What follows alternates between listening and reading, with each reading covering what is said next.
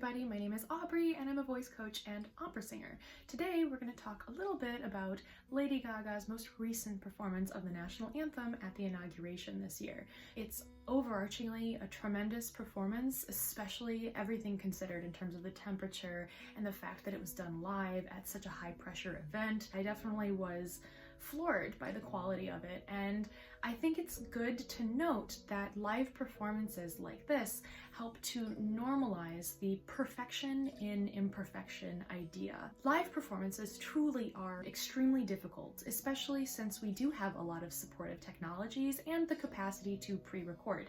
I understand why people do it. I definitely think there's a lot of valid reasons as to why we would want to pre-record in order to ensure that a live, particularly high pressure experience goes smoothly.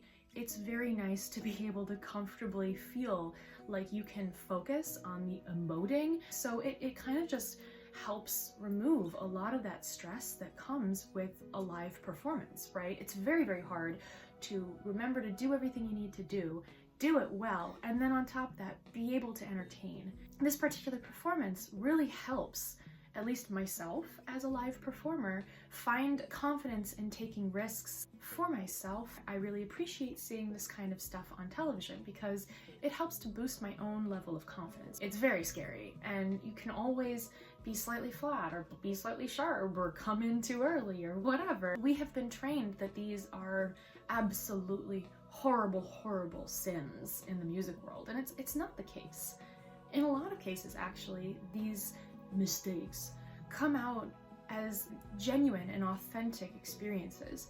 I think that that's something that Lady Gaga really has channeled well in this particular performance. It was freezing cold, she was feeling a lot of emotions, and she still managed to really give an awesome performance. It hopefully will encourage a lot of singers to not feel as pressured to seek perfection.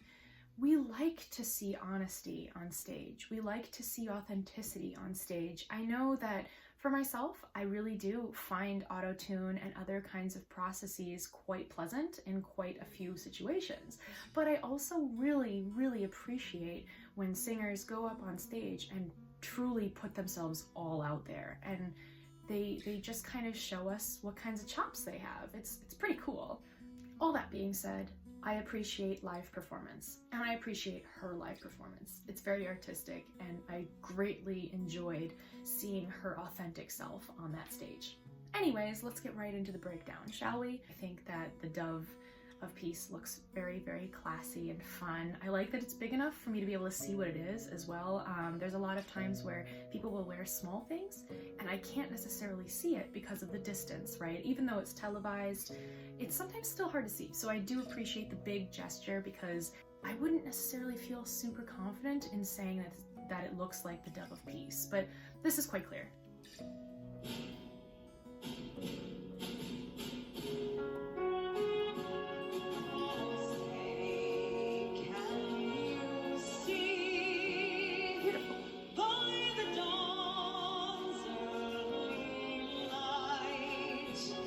Okay, so it sounds like it's in G flat minor, which is a really good key for her voice. It fits really well in those low notes. They really resonate nicely. And I like the vowel choices she's making. They're kind of warm and very focused on an ah.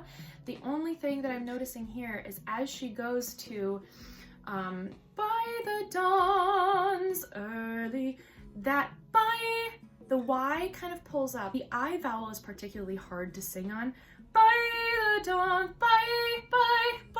It kind of falls backwards a little bit into her throat and causes a little bit of a pulling to the pitch, which is normal. It happens quite regularly with those particular vowels, at least from what I've seen, and also from my own experience. I had to work very hard to kind of make a warm I by putting a bit of a schwa in there. And for those of you guys who don't know what a schwa is, it's that upside down E, and it sounds like an a very neutral sounding vowel. So when I'm doing by the dawns, bye, instead of bye, and the only reason why is because bye can kind of pull a little bit too hard, in my opinion, because it doesn't help me as a singer.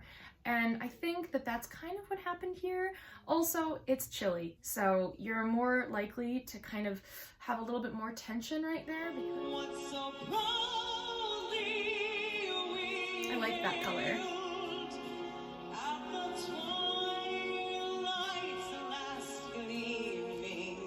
So, gorgeous last note, gleaming, very full, very rich, but that I strikes again. That twilight closes her jaw quite a bit. The other stuff was very round and very full, but that twilight doesn't quite match with the other things in terms of its shape.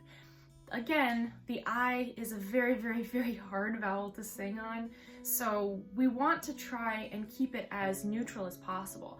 She had such a beautiful sound on the previous notes and the following notes because there's a lot of that warmth, bigness, right?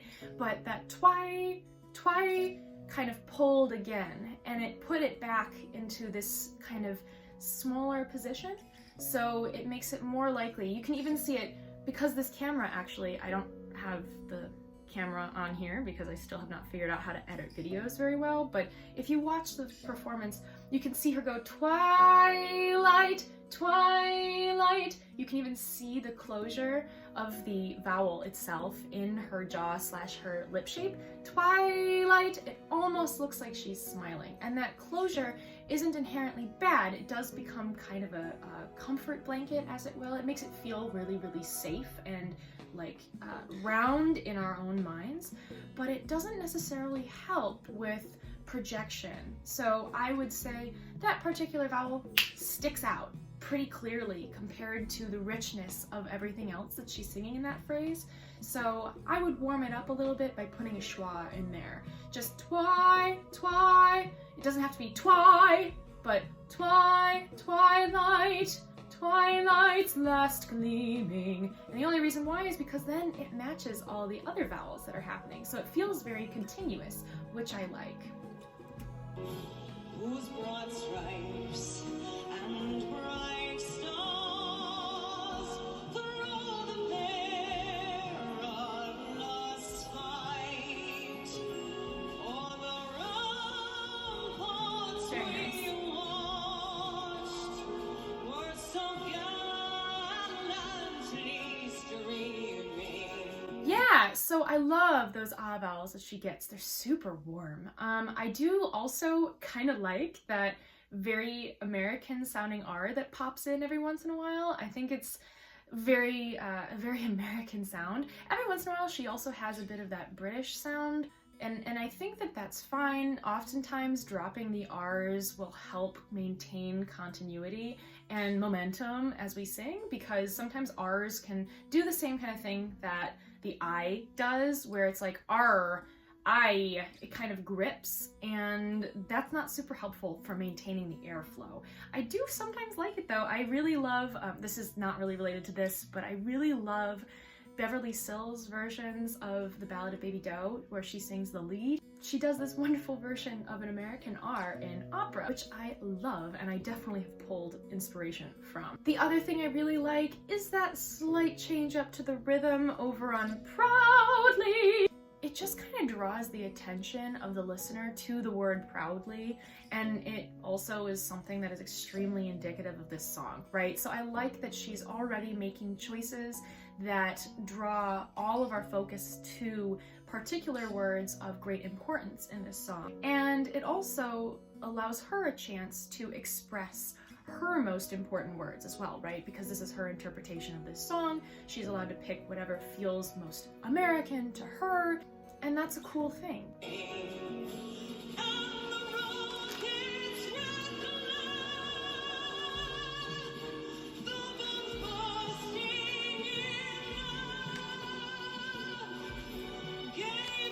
So that's actually just a small thing. I'm gonna play this again, and hopefully you guys can hear it. So she's taking two tiny little breaths, I think. At least that's what I'm hearing, and that makes me feel like she's feeling a lot of emotions, and I think it encompasses all of the parts that are going on, right? It's cold, it's stressful, it's emotional.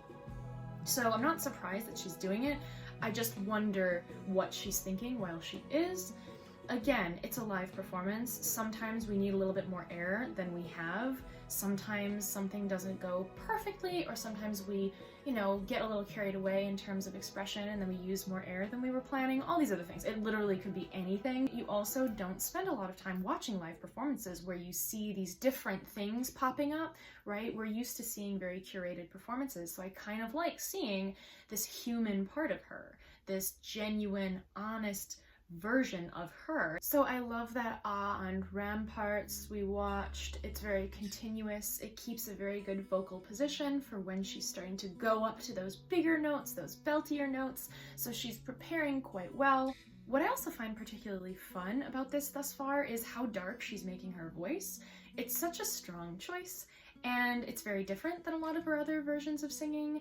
It's cool. I like being able to see her play a little bit. I love when vocalists play and find new things or explore new things. It makes us feel a little bit more confident, again, with growing as vocalists. I cannot predict any point in my future where I will stop learning and I will stop trying new things. And I really, really commend Gaga for showing that, because in my opinion, it is one of the most important things about being a singer, is being open to change and being aware of the commentary and the contemporary and all these things that make up our experiences as singers. It's just fun to see her using different colors than what she's famous for, because it just, again, solidifies this idea that we are not only one kind of singer. We can be any kind of singer we want. It just takes a little bit of practice and a little bit of confidence to go out there and give it a shot.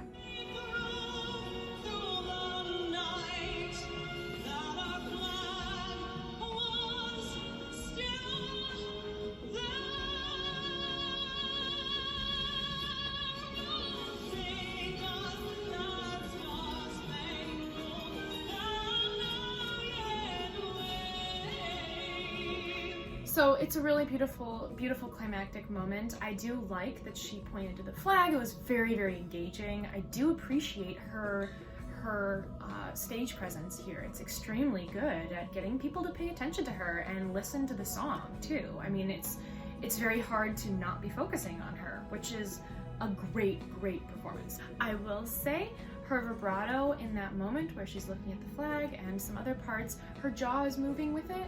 I don't love when structures move in conjunction with the vibrato. Sometimes that means there's a little bit of tension, but I also think that that is coming from her emotions. In order to maintain that continuity of sound and tone, during an emotional experience, it can be hard because we sometimes will feel that delicate sensation that comes before tears and all that. So props to Gaga to feel all these things, but then not go into the crying, because as soon as we cry, a lot of structures get inflamed and there's an increase in mucus, TMI, sorry, and I appreciate that she's maintaining that level of control over her voice while expressing, and also not letting it go too far that it impacts the voice quality too much. If you look at Anne Hathaway's performance in Les Mis, it's a great acting performance, but as soon as she starts crying, the quality of her voice changes quite significantly.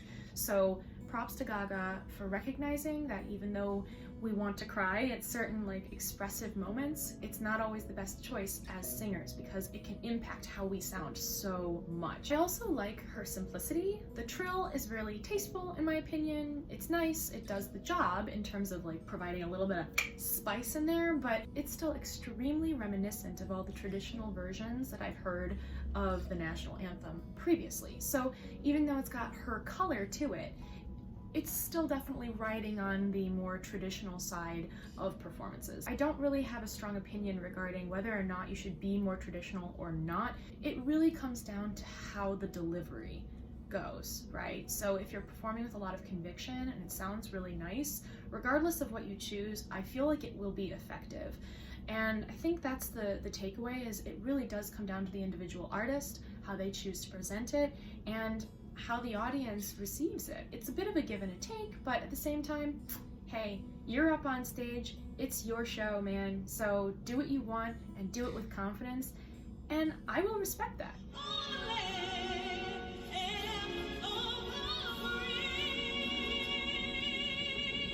I love the color she's getting on Free. It's very full and wonderful, but I have a question about the breath in the middle of Land. I think she might have not given herself quite enough time right before Land, which is why Land of happened. I think that that's fine, but it definitely pulled me out of the moment for a second.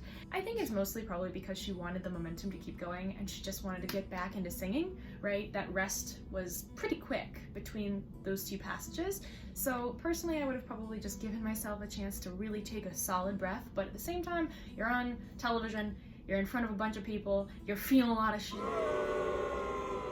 You're gonna probably keep moving forward. It's a really common thing for musicians of all calibers to rush when they start feeling a lot, so I'm not really that surprised. I think it's normal, but yeah, just for everybody who's watching, just keep in mind, try to take advantage of rests.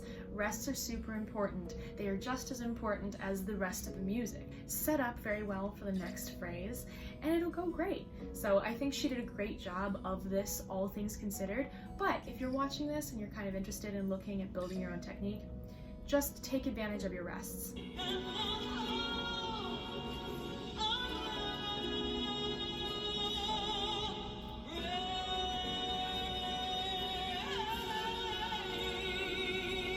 Good color, great color. So it's a great performance. Overarchingly, I mean, that ending color was spot on. Love to see it. It's warm, it's rich. Brave is a hard word to sing. Brave. That's a hard vowel, just like I, these like weird kind of in the middle vowels that English really loves. Brave. I love having a little bit of warmth. Brave. Again, adding that tiny bit of schwa on there to warm it up a bit, and she did it perfectly. It sounds really clean, it's very pure. It's nice. Everything she did at that last chunk was really colorful and very rich and full. It's also really tasteful and expressive, which everybody's looking for when it comes to the national anthem, right? Tasteful, yet expressive. She married the two. They sound wonderful. Final takeaway. Awesome performance, all things considered.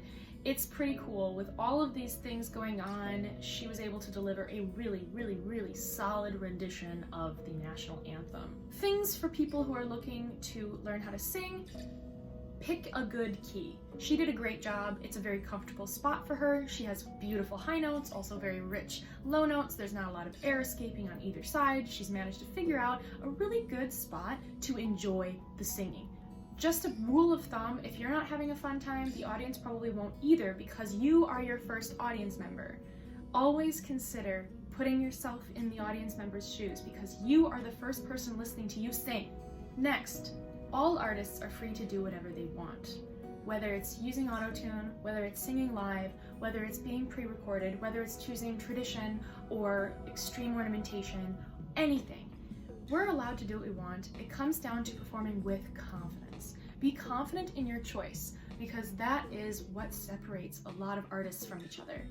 Recovery from errors, making sure that you just continue singing and enjoying what you do is so important.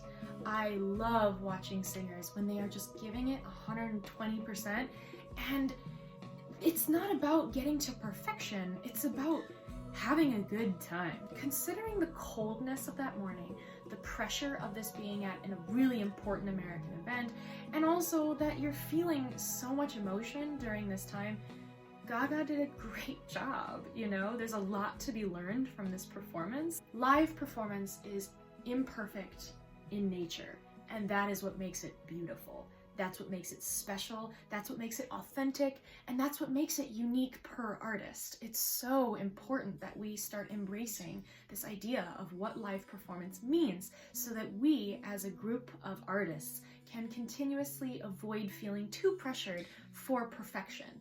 We don't need perfection.